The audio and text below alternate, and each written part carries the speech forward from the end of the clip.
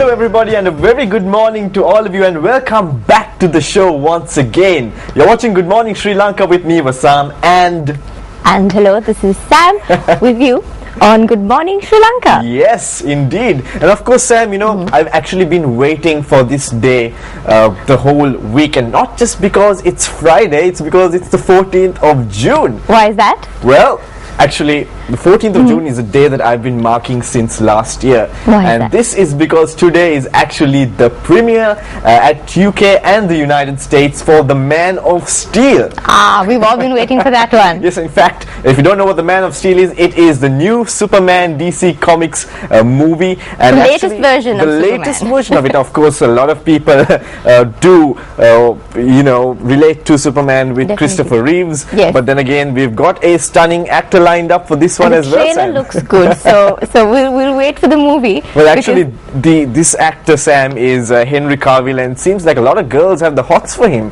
He's lately. quite good looking, you know, and it's a different version of Superman with the beard and it's a different look altogether. Well, it's definitely something that I'm going to be looking forward to, Definitely. especially because Christopher Nolan seems to be producing this one, and of course the director is Zack Snyder. But it's not, even though today it's the release for UK and USA, it seems like they've had a release on the 12th and the 13th, even though the trailer officially says 14th. I think Brazil and certain countries like Chile, Argentina have had a sneak peek, but I really can't wait I can't wait till it actually gets releases here in our country. Definitely. All right, and going in from Superman to our topic for today, which is also very it connects, because Superman is somebody who's such a wholesome role Indeed. model, right? So speaking of role models, our topic for today is good parenting and disciplining children. Now, this is a concept that is much debated on. This is something that a lot of people have to deal with, and we'd like to start off our show with a small quote by Chaim Gino. Now, this is very interesting. He says, "When a child hits a child, we call it aggression. When a child hits an adult, we call it hostility. When an adult hits an adult, we call it assault. When a child hits a child, we call it aggression. When a child hits an adult, we call it hostility. When an adult hits an adult, we call it assault. When an adult hits a child, we call it discipline." Well, that's such an interesting quote, Sam. I actually quite love that quote, especially here in Sri Lanka. When you ask a parent, what do you want your child to be, the answer is always a one-word answer: good.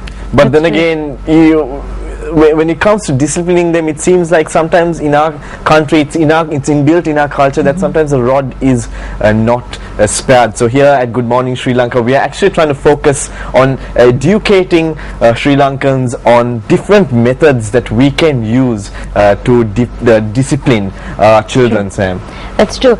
And this concept of corporal punishment is such a popular one with everyone. But today we want to talk about other methods that can be used to discipline children, and exactly what is the concept of disciplining children. And we have a panel of experts. We have actually two experts from the field of psychiatry and psychology who's going to join us in the studios to discuss this. And yes, in the studio we have a child and adolescent psychiatrist, and she is a senior lecturer at the Department of Psychiatry at the Faculty of Medicine in Ragama, and we are going to introduce her to you right about now. Welcome, Thank you so ma'am. much for coming in. Please take a seat. Welcome, doctor. Please be seated. Thank How you. are you doing this morning? Good, thank you. Hi, doctor. Now, doctor, you work so much with children, and you deal with parents who have lots of questions and lots of issues, I'm sure. And we have a lot of parents calling us and saying, okay, please get someone who's an expert in this field, because there's so many things we want to ask. So from our long list of questions, the first one that we really want to know is that the concept of children misbehaving is something that is very common. Parents think that, okay, children misbehave, it comes with the territory.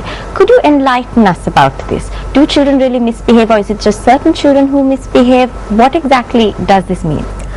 I guess there are kids who are probably a little bit easy to deal with, and some who are maybe not so easy. Okay. But probably misbehaving, you probably have to see why kids misbehave, and there can be several reasons for that. Yes.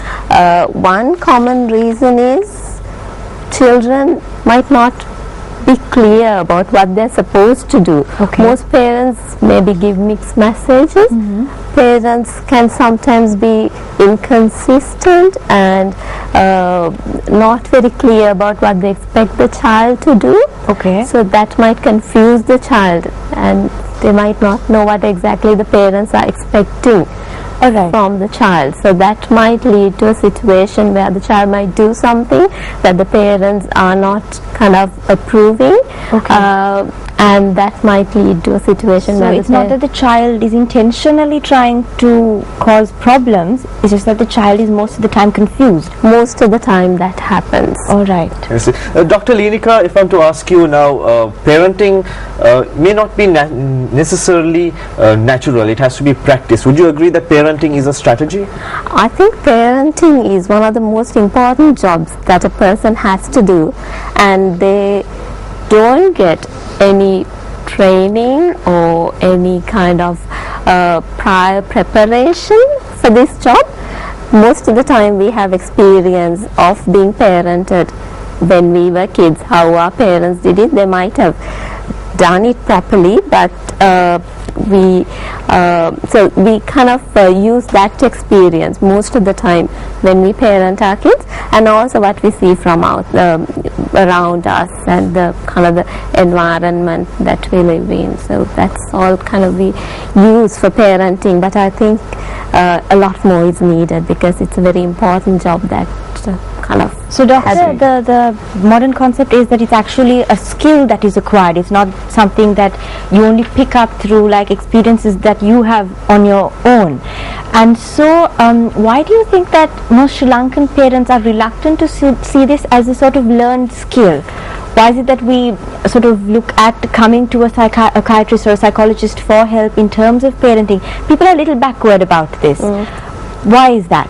I think people are they're not used to the idea of getting help to parent a kid because it's expected of them to know how to do it. So people are a little, maybe a bit ashamed to say they don't know how to parent a kid because kind of society expects you to know how to do it.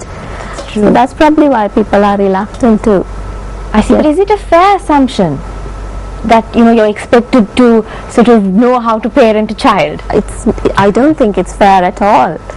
Dr. Linika, if I'm to ask you now, I did mention just a little while ago, just before you walked in, corporal punishment is something that is used here in Sri Lanka. It seems to be inbuilt in our culture. It seems to be something that a lot of parents seem to think is the right way to discipline your children.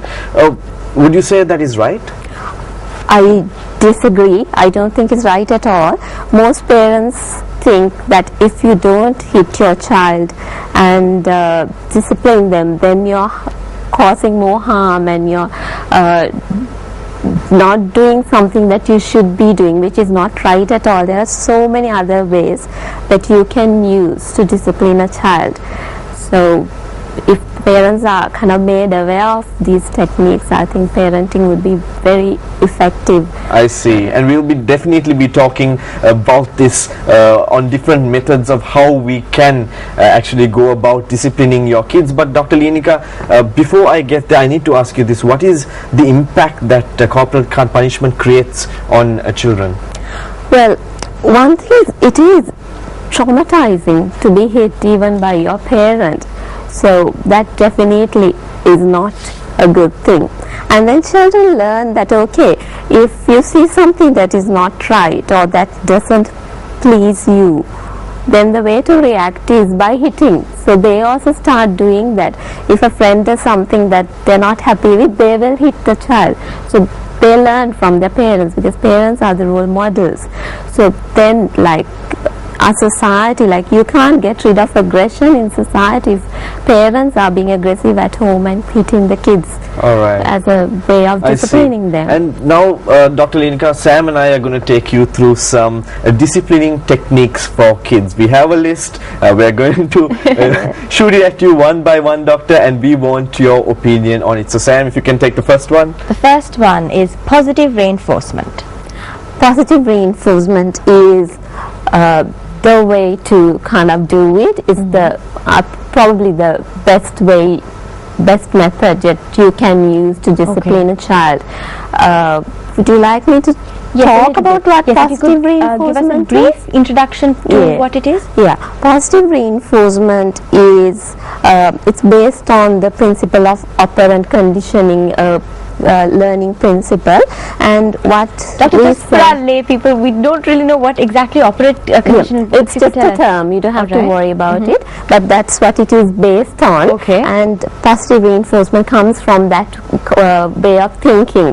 So positive reinforcement is the principle used is if you want a behavior to kind of happen frequently, one way to do it is to reward that behavior with something positive. For instance, now say if you are praised about something that you do, then you feel good about yourself and you feel good about what you've done and you want to do it again and again. A parent sees a child helping another child and praises the child and says, okay, that's very good, I like you doing that, and so on. The child feels good and the child wants to do it again and again. It's the same with all of us, adults, kids, all alike.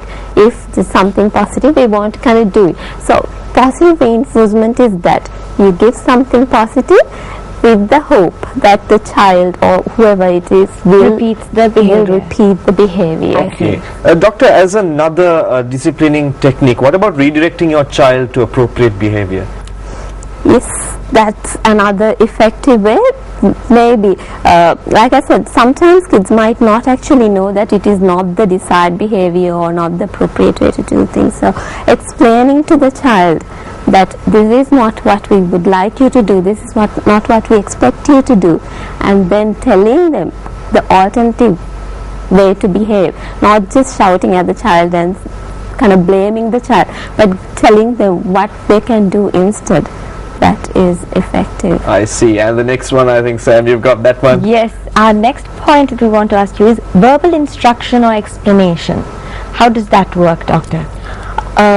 That's very important because, like I said before, sometimes kids might not actually understand what they're supposed to do. So giving them that instruction and giving them the communicating it clearly to them is very important. So few things that you need to do actually when you're giving an instruction to a child or communicating something to a child is being very clear and precise, telling them, okay, brush your teeth now. Giving them the clear instruction of what do you want the child to do, when you want the child to do, being very clear about all that, and not giving a whole lot of instructions at once. Just sticking to one or two instructions and making it easy for the child to understand, and making sure that you get the child's attention when you give this instruction. Because sometimes parents just kind of shout across the bedroom or a hall and say, expect the child to kind of follow that instruction, but just taking a few seconds, going close to the child, looking at the child and making sure you get the child's attention, making sure the child stops what he's doing and gives you attention, and then telling that giving that instruction is the effective. Well, the next one is actually something that has actually happened to me when I was a kid, which is timeouts. You know, when I was if I was doing something naughty, my mom would ask me to go into a corner of the room and say, stand there and wait for 15 minutes. You're not moving. What about that one, Doctor? That